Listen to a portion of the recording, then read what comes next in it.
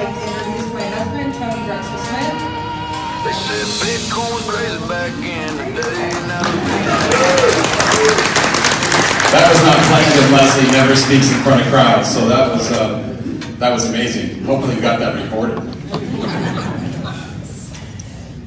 What I'm going to do today is tell you the work that my company's done over the last 4 weeks. I'm going to talk about a company called Finfire. That's the financial industry network for intermediary-ready enterprises. Finfire. It's an acronym. It's a company. You are intermediaries. Does that make sense that you're all intermediaries? Yeah. And as intermediaries, you want a ready enterprise, correct? Yeah. There you go. In the financial industry network. I'm also going to tell you about the microventure capital fund. I'm going to tell you about the Global Gold Mining Company. I'm going to tell you about Global Gold Corp, LLC, coins. We're going to talk about real world assets. We're going to talk about the due diligence that our company has done. I'll give you a little background on myself. I'll give you a little background about what we're doing next. And then I'll conclude. Does that work for everybody? Yes. Awesome. So first I'm going to talk about Finfire. So Finfire is a company that took 30 years to develop. And now with AI tools and all the new rules, laws, regulations that have come about in the last 7 to 12 years or so in the financial industry, I have been in the business finance documents due diligence sector since 1995, 30 years ago. I've met over 11,000 entrepreneurs. I've completed due diligence on 1,600 companies. Finfire is a company that we created because of all the new tools that are available to us. What used to take 200 hours now takes 10 hours because of the tools. And those tools are pretty awesome. And so what we did at Finfire is took all of the AI tools that are available, added all of the agents and people, process, protocol, and qualified employees to use those tools, and we now complete due diligence and get companies ready for capital and get them ready for intermediaries like yourselves to deploy those companies' assets and make yourselves an income, right? And Finfire has a great team. I happen to lead that team. Let's go to the next slide. So, Finfire's executive team is 12 chief level officers. Those 12 chief level officers have all worked for you for the past 4 weeks. We were hired on December 15th. So 1 month, 2 days ago. Most of the projects that we do, we have 2 people managing them, and then the employees and contractors that work for them. In this case, when we were hired, we recognized that our entire team needed to get involved. Since December 15th, we have literally built over 300 hours of due diligence and documentation. That's a lot more than what would be typical. 10 times in that time period. Pretty fascinating. And the reason we did that is because we were introduced to this project by Gary Kramer. Gary Kramer is someone whom I've known for many years. He's someone I trust. And he has my loyalty. And there's not many people I would say that about, but he hasn't. He's earned it. He's earned it as a professional investor, a friend, someone you can count on, someone you can trust. And when Gary called me and said, hey, I need you and your company to give all the attention you can to this company called Global Gold Mining Corp and its related companies. Because I, Gary, am involved. And I'm going to introduce you to a guy named Keith Yarbrough and his team, and I need you to work with them. So I did, because I trust Gary. Little did I know walking in how much work there was going to be done. But because I made that commitment to Gary and Keith is why I'm standing before you right now. Now what we've done is completed due diligence in all areas of a company. So when you think about a company, a business, there is a 3-legged stool to every business. So when you start from the beginning, as we did on December 15th, we think about that 3-legged stool.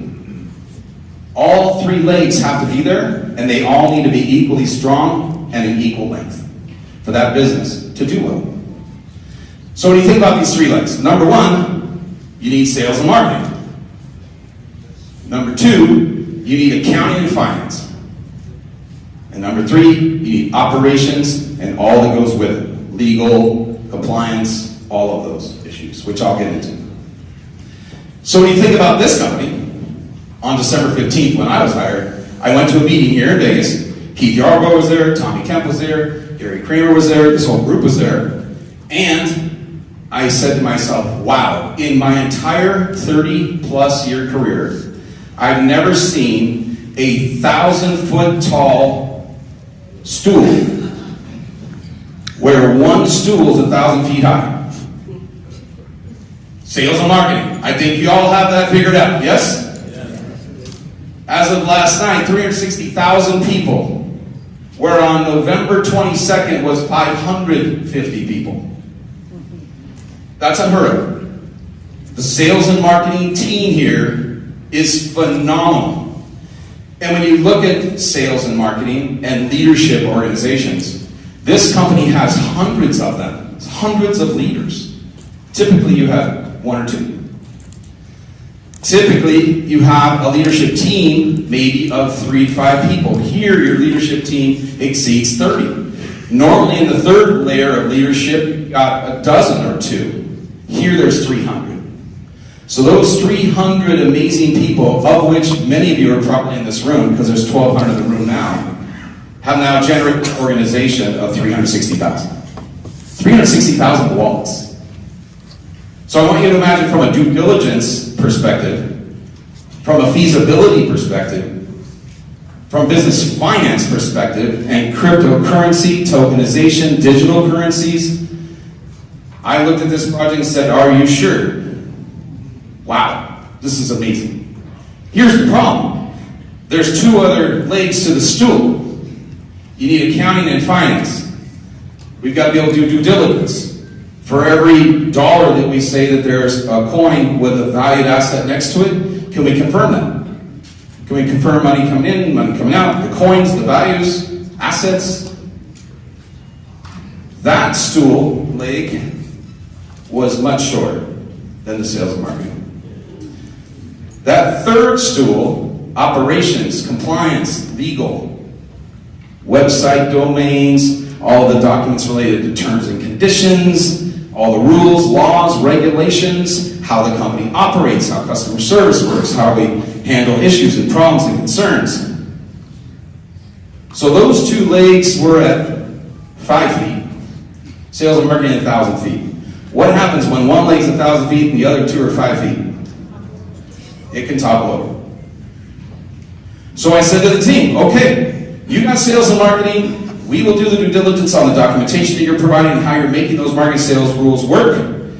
We're going to dive deep on the other 2 legs. And that's what we did. We now have a 70-some page due diligence document that has 300 different items on it. And so far, we've gotten through 70% of it, as I stand before you now. We signed a 12-week project. We're 4 weeks in.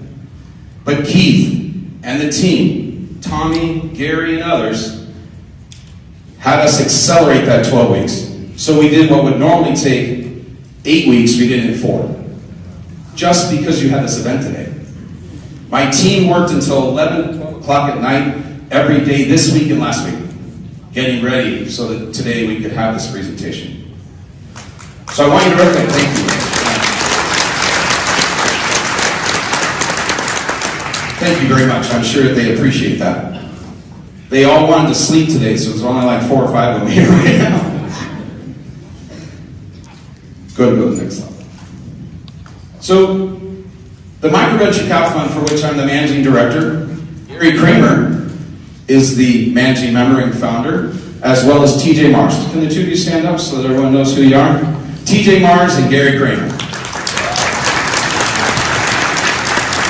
Now, the microventure capital fund is very important to this organization, GGC, GGMC, because the microventure capital fund has now taken on the task of finding, identifying, validating, auditing, confirming real-world assets on your behalf. I'm the managing director of the same company. So Finfire, documentation, due diligence, validation of the company, the people, the story, the business model, the financial model. Now you got the micro-venture capital stepping in and saying, hey, what are the real world assets that we're backing up this coin with? And can we validate them all? So we're working as a team. Both teams, Finfire and the micro-venture capital fund together. So real world assets, as Mark just shared with you, and Mark gave you an analogy, I believe, with dirt and gold bars and coins. Pretty decent analogy, yes? Now, when we think about real world assets, those assets need to be above ground. Does that make sense to everybody? Above ground. Now, when you think about digital currency, and when you think about the idea of assets, or what are known as stable coins, very often people are making assessments on stable coins and tokenization on things below ground. Now, can that be done? Yes. There's documentation, there are estimates, there are assays, there are all kinds of geology reports. There's all things you can do to assess the value of the land, which is different than saying that there is a real, hard, verifiable, real world asset. Y'all with me? Yeah. Now, I've been doing business valuations my entire life, so valuing properties, improvements, real estate, land, businesses. It's important that we make this distinction. What values and real world assets can we assign? So as a team, as I already know, this team has identified multiple mines. Right? Some of you have probably even taken tours. Now, one mine alone, we were provided a binder this thick of all of the assays and research and history on that mine. Awesome, but we also need to have those real world assets tied to it. Yes? Y'all understand? We want to have real world assets, and the company is assigning real world assets as we speak. We are doing the due diligence on those real world assets on your behalf, including the mines that have been presented to us. Okay? 30 years. We've had people break into our home when we're in our home with guns. Our lives have been threatened more than once. I have people call me all kinds of things. Can you imagine if you're in the world due diligence and you've done due diligence on 1,600 companies, how many times people threaten me because I told them there's a problem? There's a reason we charge up front.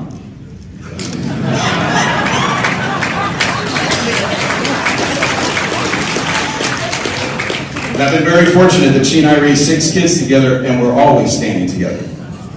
She's an amazing woman. So someone walking up and asking me a question, I'm like, really? Been there, done that. Lots of stuff on the internet. Have to pay people for it. I have 3 attorneys on retainer. My life gets complicated. Can you imagine? 1,600 companies, only 13.5% of those got approved by my company. 86%, there's a problem.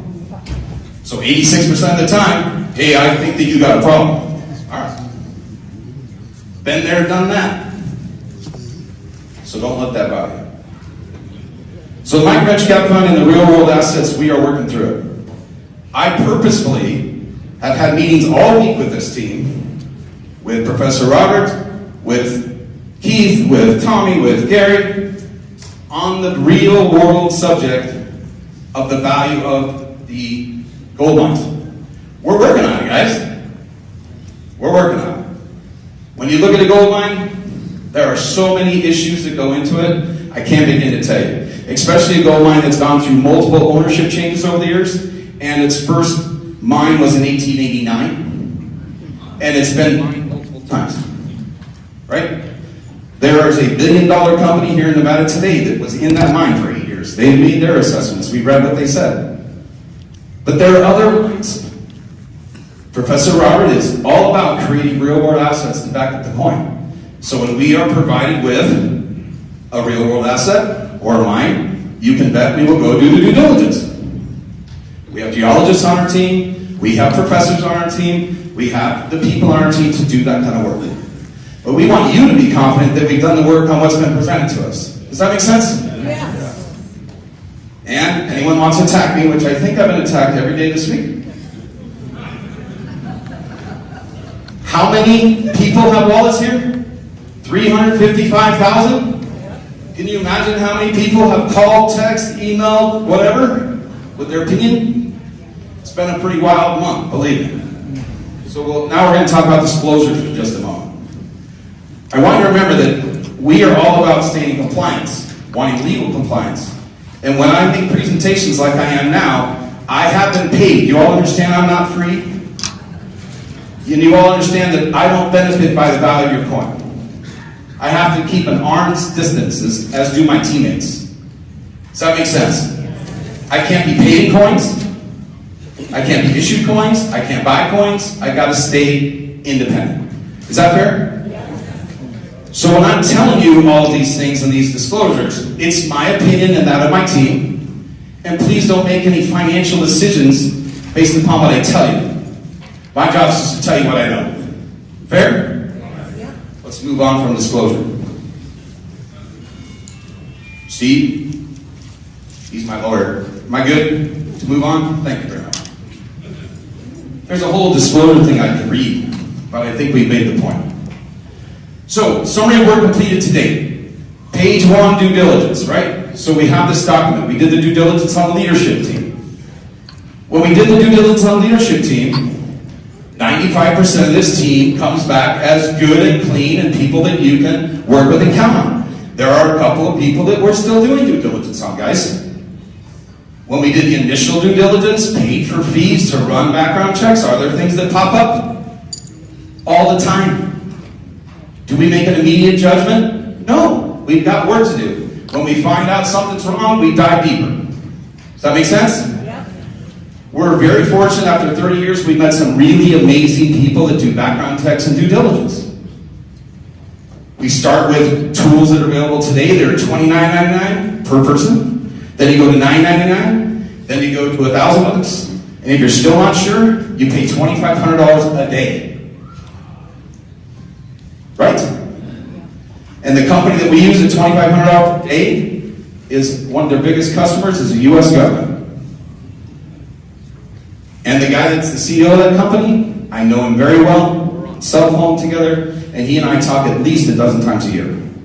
So when I call him personally and say, here's a couple names, do your thing. Y'all with me? These are real deal people that do real deal backgrounds. Now, compliance.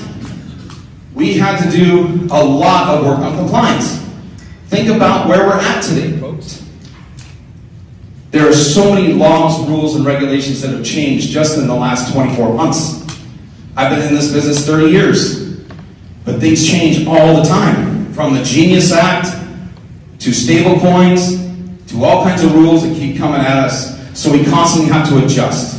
This particular project, SEC, FINRA, state regulatory issues, mining issues, we have to go through all of these state websites. We have to go through county websites. Right? The mines in accounting, correct? County, state, federal. Now we have to do the compliance as it relates to the companies, because there's two different entities. And then we also have to do it on the assets. So compliance means, are we in regulatory compliance? Can we do and say all the claims that are being made? And we have a list. And that list is over 23 pages long. Written by our legal team, written by our due diligence team, and then presented to the board of directors. And then talk about it. How are we going to resolve it? How much does it cost? Who has to be hired? What work has to be done? That's where we're at, 4 weeks in. You understand the level of detail as to where we are right now? And why we brought you all here today? Because we want you to know this is happening behind the scenes every day. Keith Yarbrough, can you stand up so everyone can see you? Keith Yarbrough. Where's Tom and Kim? These two gentlemen talk to me every day. They're the ones that hired me. They're the ones that make sure I get paid, my company gets paid. And they're the ones that are every day pressing the button. Yes, keep going. Yes, keep going. Yes, keep going. We want a company we can be confident, that we know is compliant, good, and let's grow and make this happen, and let's protect ourselves and our affiliates. Yes? You can thank those two, because they're the ones driving the growth.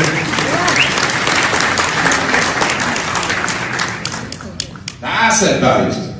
Again, I've been doing asset values my whole life. And can I tell you how many times people have been upset with me? Entrepreneurs come to me and they say, my company is worth X number of dollars.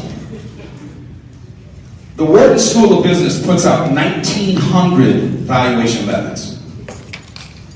I've been doing valuations professionally my entire career.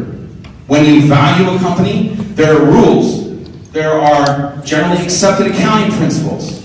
There are typically multiple valuation methods that you apply based on industry, sector, and subsector. Does that make sense to all of you? So when an entrepreneur comes to you, as they do with our company all the time, as I stand here before you, GGC and GGMC are two companies of 54 that we're analyzing right now. This is what we hear all the time. I only need $1 million because I got $1 billion idea. And my company's worth $10 million today because I have a great idea. Well, once you start applying real world values and valuation methods, that's typically not the case. In fact, it never is. You have to actually do the work. You got to do what's called a pro forma, a forecast, a valuation. We've got to look at what are all the basis of the assumptions that are being made. And we did that for this company in the very first week. Now here's the challenge, right? If that coin is trading at, let's just use a number, $40, and there's $1 billion of them, what is that value? What's the value? $1 billion times 40 is? Let's find $40 billion worth of assets to match that up then. And let's build a business valuation that can support that. Do you think we were able to do that in the first week? No. Or the second week? But we are here to support Professor Robert. We're here to support Keith. We're here to support Tommy. We're here to support Gary. We're here to support the whole team. The Lanes and their team. Lisa and her team. So we are continuing to constantly, every single day, look at real-world assets that are being sent to us to make a valuation. I know that Dr. Robert is working very hard to sign contracts on more mines than just the one that has been assigned already. We are making assessments of them. But my goodness, guys, each one of those mines, you're talking about a 200-page document. And what's the date of that document? Who signed off on that document? Is it still valid? Can we confirm ownership? I mean, basically have to start all over again. Who owns it? Who has authority? All those things. Are we working very hard every day to do that for you? Absolutely. We are here to support you and see this through. We don't want to be the bad guy, but I'm okay being the bad guy. I sleep at night knowing I've done the best I can to get to the bottom line. Okay? Yeah.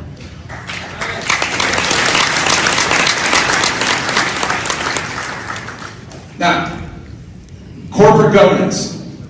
Boy, was this fun. Because you've got a leader who believes in everything he's doing with full passion, which is hard to find. When you find someone that has a faith and belief and confidence in themselves at the level of Professor Robert, that is rare. He has strong faith in his God, he has strong faith in himself, and he believes that what he has shared with you is spot on. Well, it's my job to support him or let him know where I see some potential changes that need to be made. Corporate governance is super important, right? You got one company, GGMC. That's Global Gold Mining Corp, a Nevada corp. Then you've got Global Gold Coin LLC, a Florida limited liability company. Two different companies. The first one and the second one, over the last 4 weeks, we have scrubbed them. We made sure that they are current in their registration. We made sure that the bylaws, articles of incorporation, documentation supporting a board of directors, a list of officers, advisories to those officers would be written, discussed, meeting minutes signed off on, stamp of approval, good to go. Now, We've had intense meetings for 3 days this week where everybody flew in to discuss those documents. And we are working through them. Do you think that's an easy thing to do? No.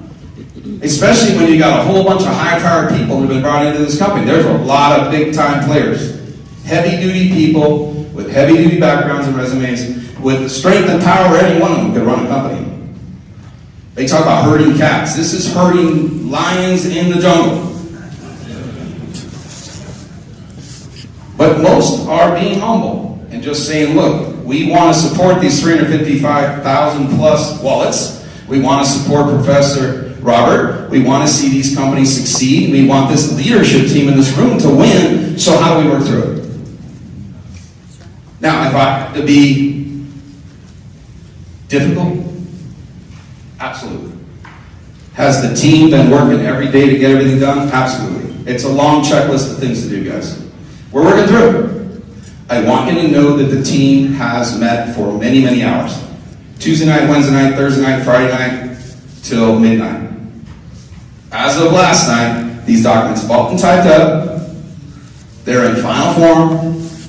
The proposed board of directors and officers will meet, and I believe they will engage and sign. And that's after 4 weeks of preparing these documents. So I think we're there. Now, is there a discussion to be had? Maybe. But I believe the documents that have been prepared today are fair enough? Yes. Yeah, I was going to tell you, this is where we're at, right?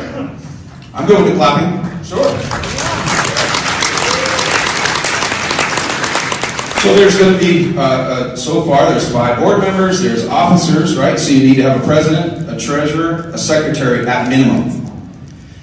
And those people that have been assigned those positions are all highly qualified for the positions. Now, Bob Thompson, you want to stand up for just a moment, sir? Bob over here, he has been nominated to be the president of the company. PhD, long-time JPL, serious leader running really serious companies as an engineer with an impeccable record and background. Talking about a treasurer here, Ms. Kemp. Can you please stand? Previous executive at JP Morgan.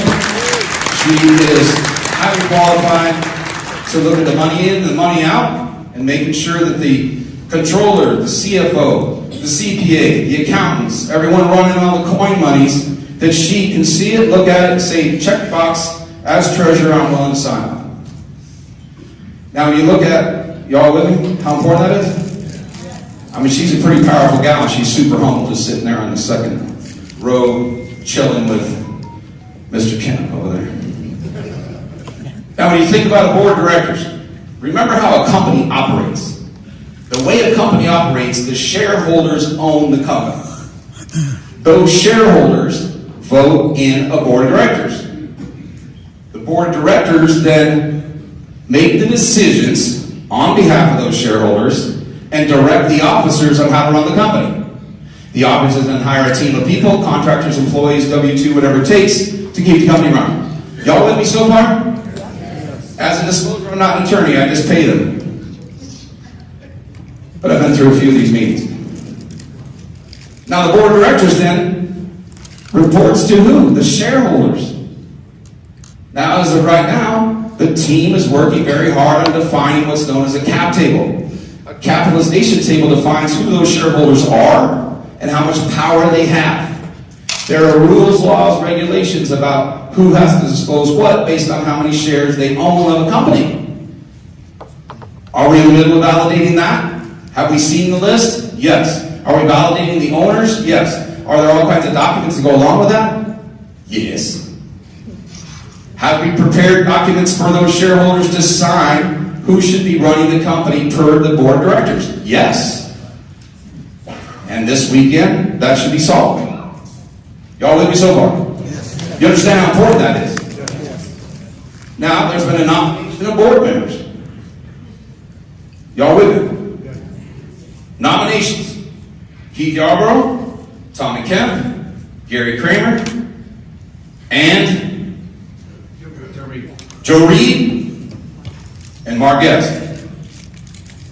Now, why am I not on the board? Because I was nominated to be on the board. Why shouldn't I be on the board? I'm an independent contractor, arm's length, due diligence, and I need to be able to give it to you straight, and I have zero conflict of interest. Y'all with me? Yes. Would I like to be the board member of this company? Sure. I think this thing could go crazy. But it's my job to say, we need to fix some stuff first. And I have no conflicts. I don't have points. I don't have decision-making power. I'm not on the board making these decisions. So now, we've identified shareholders. We've identified board members. We've identified officers. And right now, my team is filling all of the employee positions. It's intense. We have web designer. We have graphic designers. We have technical writers. We have due diligence people that are reading and writing. We have AI agents that are going through all the AI documentation. We have an in-house attorney. We have an outhouse attorney. That was a Freudian slip, wasn't it? Yeah? Sorry, Steve. You know what I meant. Outside counsel is what I meant to say. I'm not going to let that one down for a long time. Then we have accountants, CPAs, auditors, people that go through finance. We have financial auditors. We have people that create financial documents. All of those people work for us right now. Do we want to get those people to be employees of GGMC? Absolutely. Should there be a transition? Absolutely. Because those are my resources I use to run my company, and I basically have loaned them to this company in the meantime. How fun is that? But I did it for Keith, for Gary, for Tommy, for this whole group, for all of you. Is it painful? Yeah. Do I have clients call me every day wanting to know what's happening with their companies? Yes. But you guys had this event today, so I shifted a whole bunch of resources to help y'all out. Wow.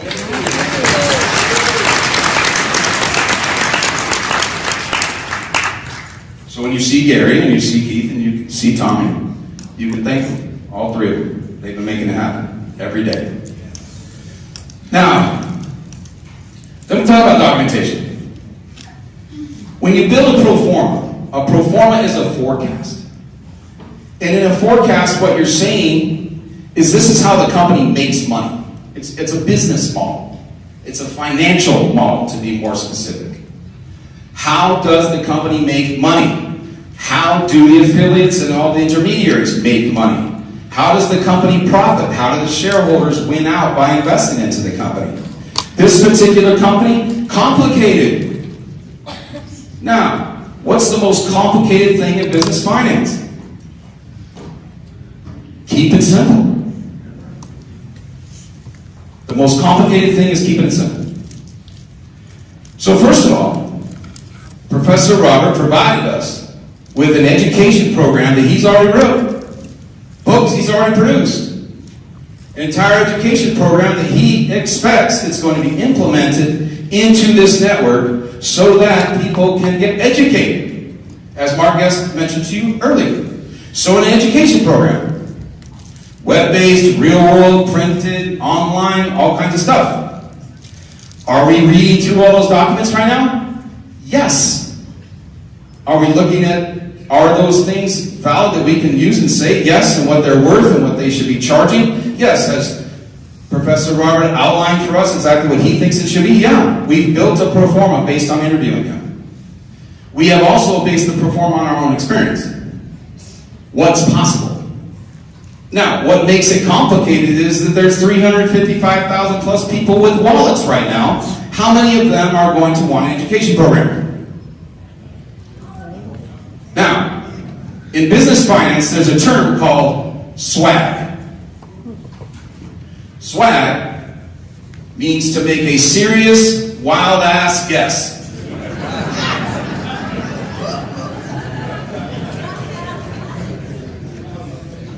Now, when you do a serious, wild-ass guess, you have a starting point. But I would never publish a swag. Now my analysts need to come to me and say, hey, we came up with swag, and now what we're doing is we're perfecting it. We're coming up with due diligence, documents, validation of research. We're saying that we believe, based on this other education company and 10 others like it, based on all of our research and due diligence, that this is the growth trajectory, and then we're going to add to it because this company has such huge sales teams that are doing phenomenal things, so we're going to add to that. Y'all with me? So we're looking at monthly scences, annual fees, training programs, in-person programs. Imagine a training program with 1,200 people in this room, just like this right now, and everyone paid here to get trained. Right on? With a per event fee, a SaaS monthly fee, or an annual fee. Right on? Pretty straightforward, pretty simple. We're analyzing that data now. What's the value of it? Can we add to it? More robust, less robust? I think Professor Robert has provided us with material that we're now reviewing. And he means that material should be used. We don't disagree. We're just going through it. Next up's the value of the coins, right? So we got to look at the value of the coins. Again, an unusual circumstance. Never in history has a company gone from 500 people with wallets to 355,000 people with wallets in 6 weeks. It's never happened. And it happened because this team of people did incredible things. From Professor Robert to all of the leadership team here to all of your experience. I've met many of you this past month. It is shocking what this 1,200 people have done in this room have generated 355,000 participants. Yes, please. It's impressive. It's awesome. 386,000, Professor Robert just said. Yes. We're still working. Robert just called me. 386,000. 386,000 wallets and participants. Great, incredible numbers. Yes, please, go ahead. Give yourselves a round of applause.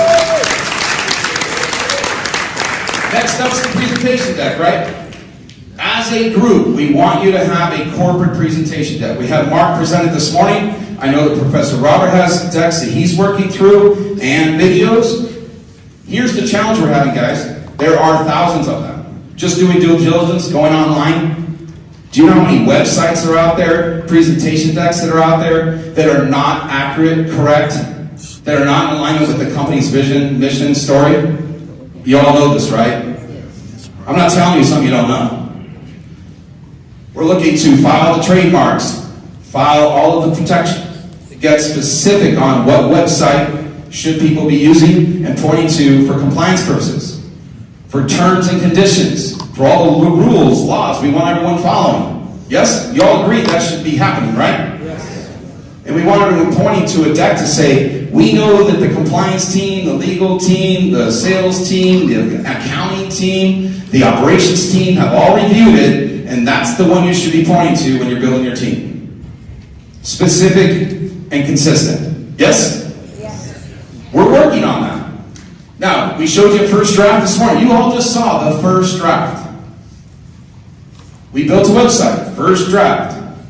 Again, we're 4 weeks in on a 12-week contract, so there's more to be done, yes? Do we believe that there's a plan here? Absolutely. Do we believe there's more work to be done? Absolutely. Fair enough. Now, business model canvas. A business model canvas is a one-page business plan. Do you know how hard it is to build a one-page business plan? Did I mention the most complicated thing in life is keeping it simple? A business model canvas is usually the last thing we produce as a company for our clients. In this case, we have to accelerate it and get it done right away. We've completed the business model canvas for GGMC and GGC. And in that business model canvas, we outline what are our differentiators? What makes this company special, unique, different? Who are our customers? What is it that we do? What are our daily activities? Who are our key partners? What are our key assets? All that on one sheet of paper. We plan to publish that document next week. We just need this team to review it and approve. Yes, thank you. Go right ahead. I love the class.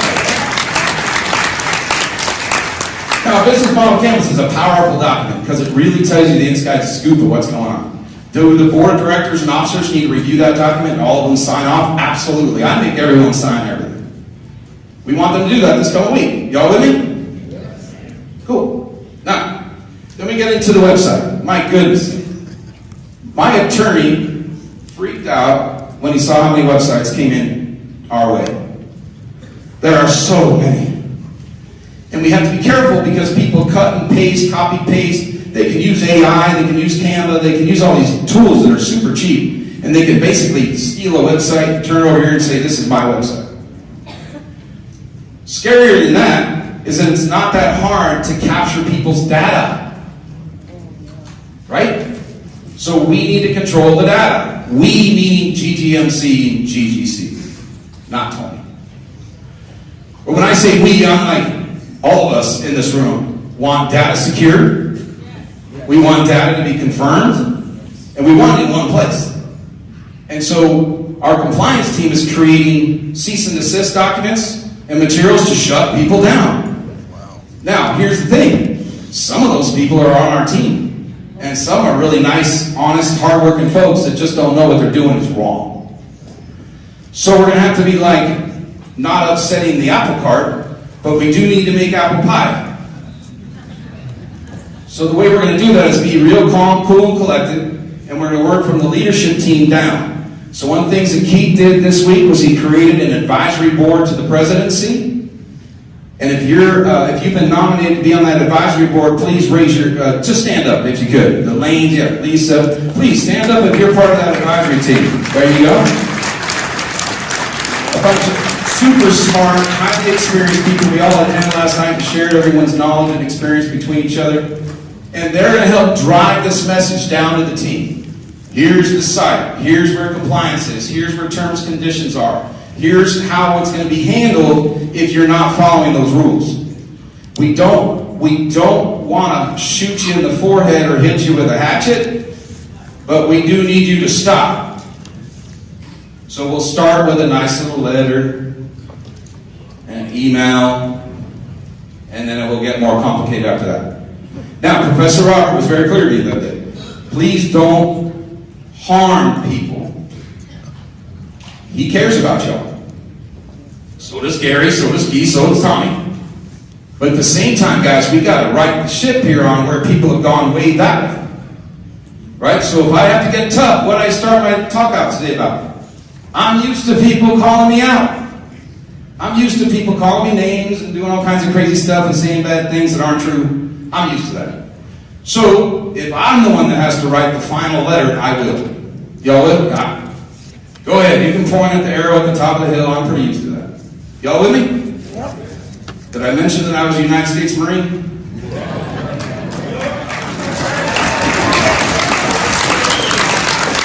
"35 years ago today, Desert Storm started, and I was there, folks. For real. I don't have any problem with people trying to shoot me. I understand. Just have faith in my God and keep going. Now, branding, logos, designs, trademarks. Folks, we have a whole team on that. When I say a team, I'm talking 3 people are designing them, putting together legal work with the lawyers on making sure you're using the right graphics, the right color schemes, that they've been filed properly. What color of this bar and that bar, and what is this, and where's the trademark go, and what is registered versus trademarked, and what color scheme should it be, and what size it should be, whether you can place it on a hat, a shirt, a graphic, a logo, a piece of paper, a website, a business card. We're working on it. There's a whole data room that we have with all these materials in there. Do they have to go through a compliance process? Yes. Do they have to go through the board of directors and officers? Yes. Did we just finish that yesterday at 10 a.m.? Yes. Now, terms and conditions. I can tell you, one lawyer on our team spent 3 days typing terms and conditions. And this was the in-house, not the out-house. Right. And he said to me, Tony, we got to get this on their contracts, their agreements, their in-house agreements, their out-house agreements. They got to get them on the website. We got to get them everywhere that's anywhere that anyone is signing anything. So they're clear about terms and conditions and disclosures. And that's going to be an undertaking. Now, did I mention 3-legged stool of business, right? So sales and marketing, keep going. Accounting and finance, let's get going. And operations, you got a lot of work to do. Because that's an operational issue.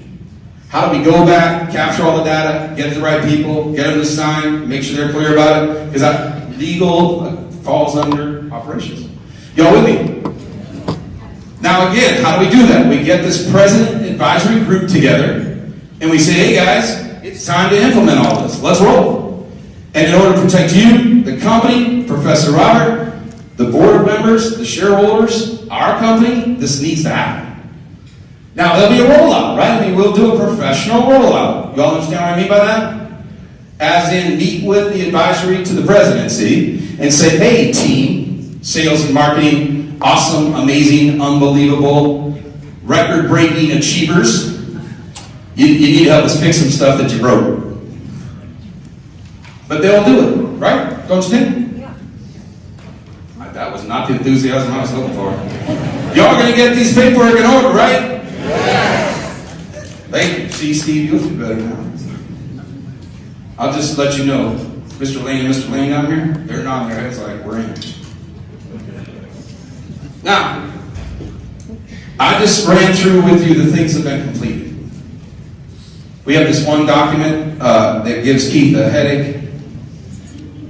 It's a 79-page document with checklists. And there's either a check or an open box.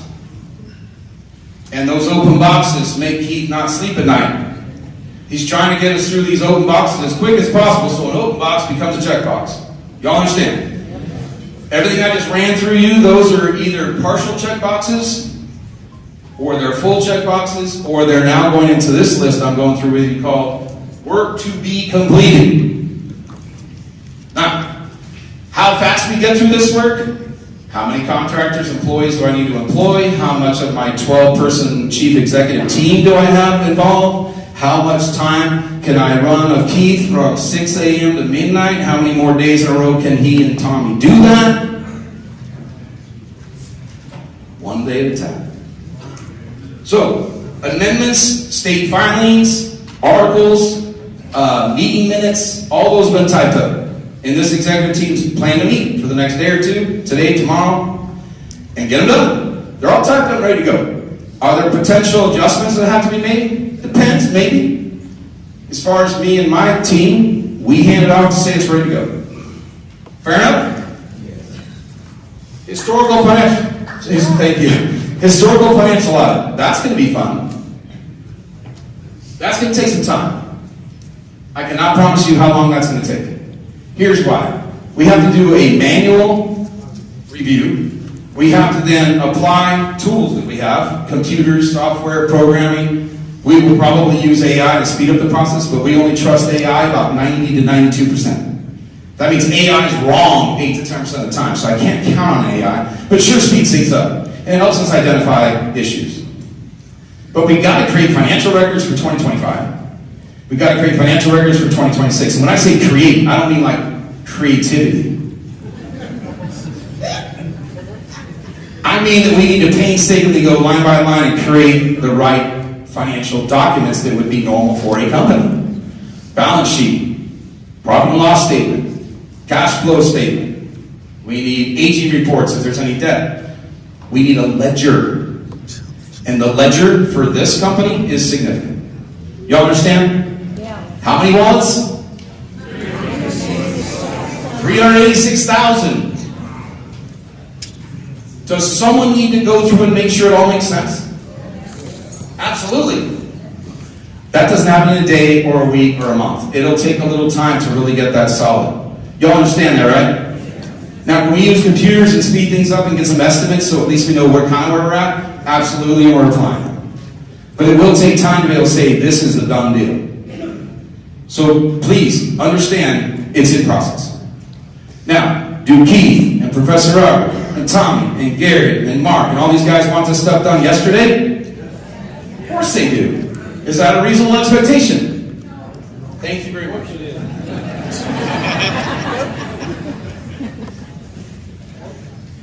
Alright. Next up, website. Guys, we get it, right? Right now, Professor Robert has a team of people that are in charge of the website. Is there more to be done? Absolutely. Do we need to add to it and do more to it? Yes. Are we working in a collaborative team at this time to work on that? We are doing our very best. Right? I told you earlier, the most complicated thing about websites is keeping it simple. But registration pages, services and education programs where you can get your education online, pay for it online. The exchange itself, the database itself. In time, all of that should be in one place. Right now it's not. Are we working on getting it that way? Yes. Will it take time? Yes.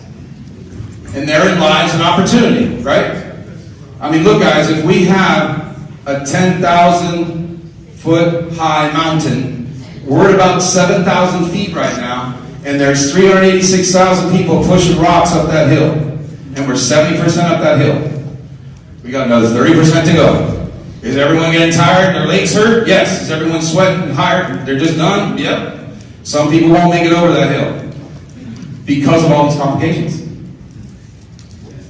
We just got to keep going until we get it all right, and then push it over the top.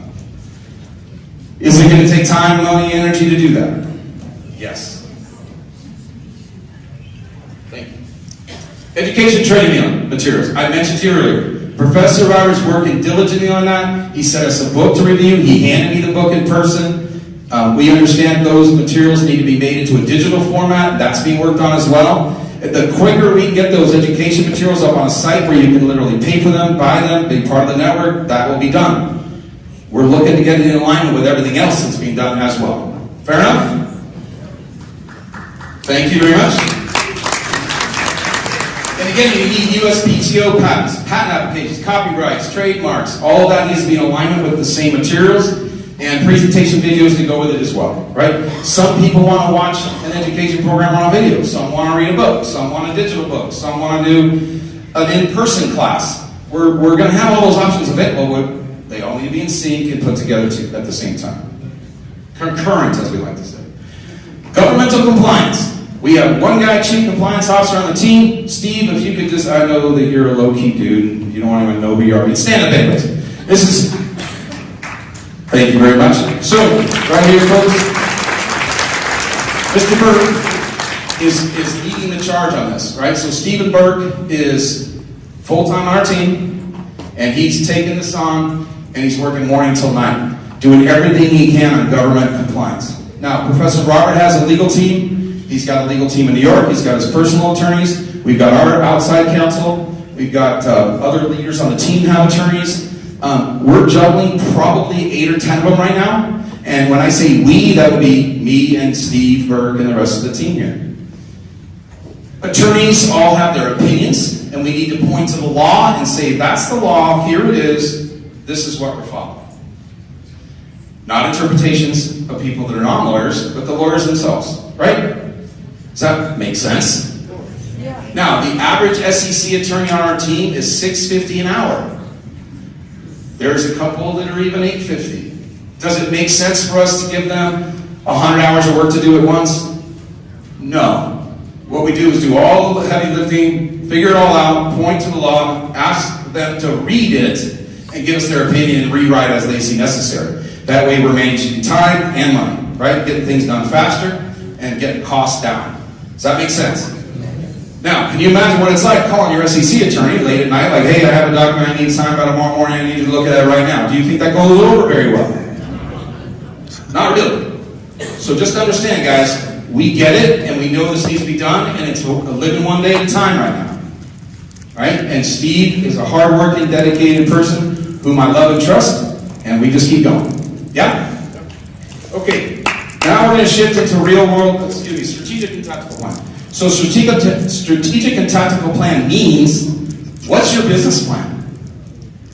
What's the long-term plan? What's the strategy? Right? When you talk about strategy versus tactics, strategy big picture, tactics day to day.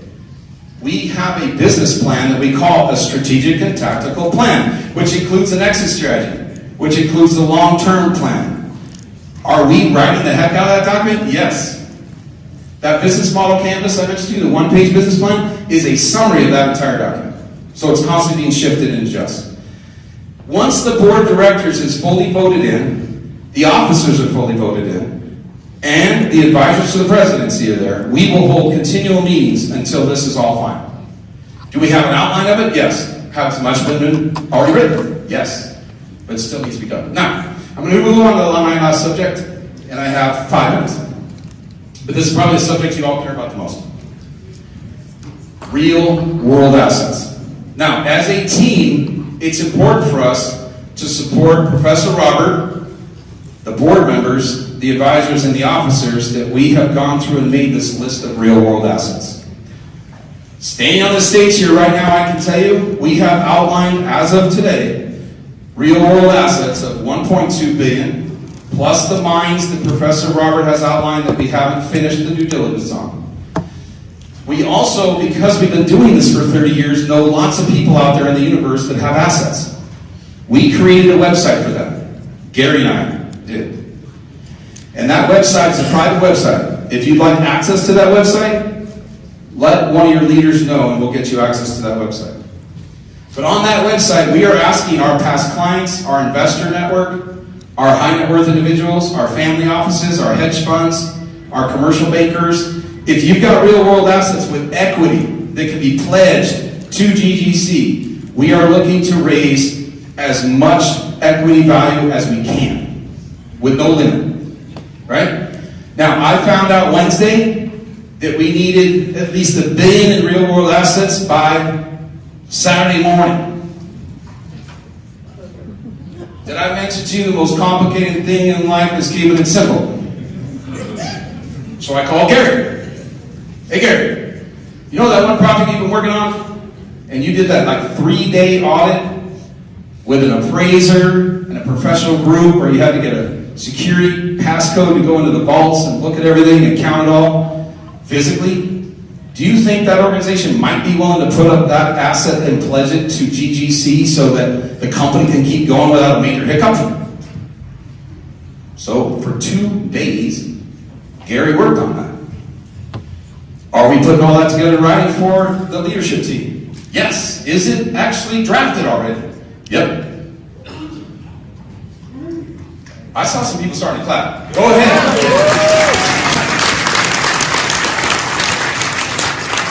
Now, Professor Robert has identified more mines, so has Gary and others. And again, this website we created, people that I don't want to make it public, because if I do that, I'm going to have to sift through a whole bunch of stuff that's not going to be worth my while.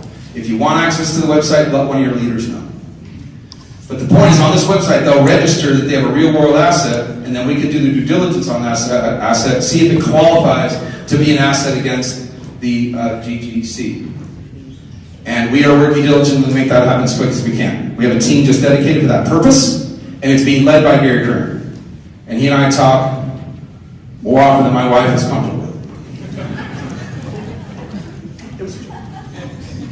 Some people left. Listen, I was given 1 hour to give you this presentation. I told you what I was going to tell you. I told you, and now I'm telling you what I just told you. We're in the process of due diligence. We've been hired to do it. We're getting paid. Got a whole team of people. Got 12 chief level executives working on it with all their staff at the contract. We're working every day and every night through the weekends. Other clients are suffering right now, so I'm having to juggle that problem too. But we've made this a priority. We are working through that 3-legged stool that I started out at the beginning. We already know sales and marketing is continuing to grow, and we're trying to get those 2 other stool legs to match up to it as quick as we can. I'm leading the charge on that. Do I know that I have a big, giant bullseye on my back? Absolutely. Do I know that people like to talk badly and talk down, and some people are just mean? Doesn't bother me. You know, I have this American flag on my front side, and on the inside I have a cross that's right on my heart. Amen. So I can have no fear. And whether you believe in God or Christianity or not, at the end of the day, Romans 8:31, if God is for us, who could be against us? And with that, I'm a wrap.